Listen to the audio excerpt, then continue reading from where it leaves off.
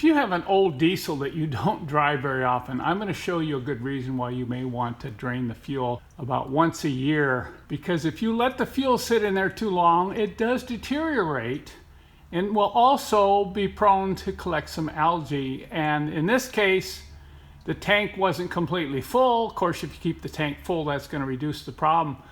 But I'm going to show you what this fuel looks like after I pour it out of the container compared to new diesel. And then I want to show you the screen that I pulled out. This is another good reason why you want to pull this screen periodically. This one is totally plugged up. So we're going to clean this up and put new fuel in it.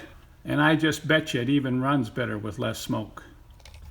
This screen is so gummed up, it's going to take something really strong to clean out the gunk. I found that lacquer thinner works really well. And I'm going to let this soak here probably for a half hour, and I'll come back and brush it periodically and then blow it out with compressed air, but you can just see how dirty that was.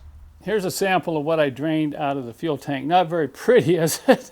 It certainly doesn't look like diesel fuel. It doesn't smell like diesel fuel either. It has a very, very strong, obnoxious odor.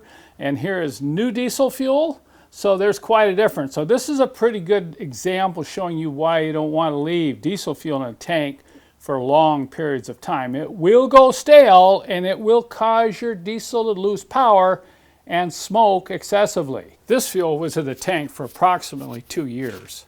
Can you believe the difference? Look at how much cleaner and open that screen is from when I took it out of the tank a little earlier. And this is going to make a huge difference. One word of caution here when you're cleaning these screens. With age, they tend to get a little bit fragile. And if you clean them too hard, you can rip the screen. You can find them, but some of them are not easy to get a hold of.